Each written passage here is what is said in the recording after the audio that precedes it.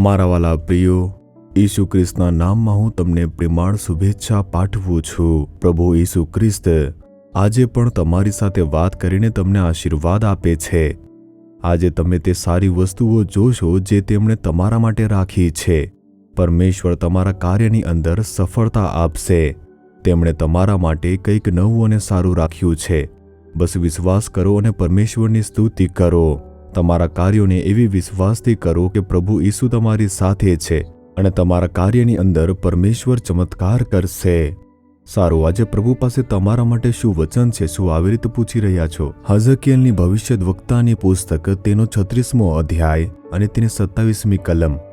હું મારો આત્મા તમારામાં મૂકીશ ને તમને મારા વિધિઓ પ્રમાણે ચલાવીશ। આમ પ્રભુ કહે છે। પ્રભુની ઘણી બધી વિધિઓ વિશે વાંચીએ છીએ। તમારા દુશ્મનોને પ્રેમ કરો, જેઓ શ્રાપ આપે તેઓને તમે આશીર્વાદ આપો।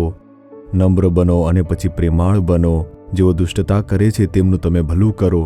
જો તમે ઘણા બધા વિધિઓને જુઓ તો કહેશો કે ખૂબ જ મુશ્કેલ છે। આજની દુનિયામાં શું આવી રીતે જીવી શકાય છે? પ્રભુ કહે છે, શું તેવી રીતે જીવી શકાય છે? ખૂબ જ મુશ્કેલ છે। તેમના નિયમો તો કેવળ સારા માટે જ છે। આપણે પણ તેમનું પાલન કરવા ઈચ્છા રાખીએ છીએ પણ કરી શકતા નથી। એ કેવી રીતે શક્ય છે? ઘણી વખત પ્રશ્નો કરીશું। આ કારણોસર કેટલાક લોકો વચન સાંભળવા પણ ડરે છે।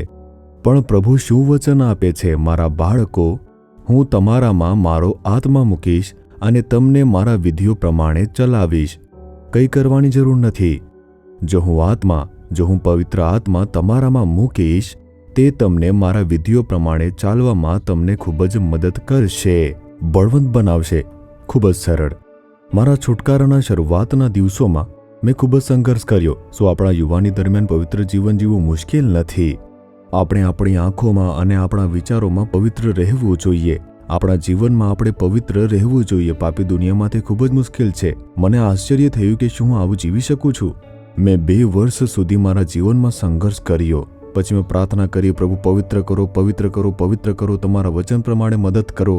મેં ઘણી વખત મારા જીવનની અંદર પડી ગયો અને ઘણો સંઘર્ષ પણ કર્યો, પરંતુ પ્રભુએ 2 વર્ષ પછી મને તેમના પવિત્ર આત્માથી અભિષિક્ત કર્યો। જ્યારે પરમેશ્વરનો આત્મા મારી અંદર આવ્યો ત્યારે તેમના વિધિઓનું પાલન કરવું ખૂબ જ સરળ બની ગયું। તે આપણને દોરી જાય છે, તે આપણને મદદ કરે છે, બળવંત બનાવે છે।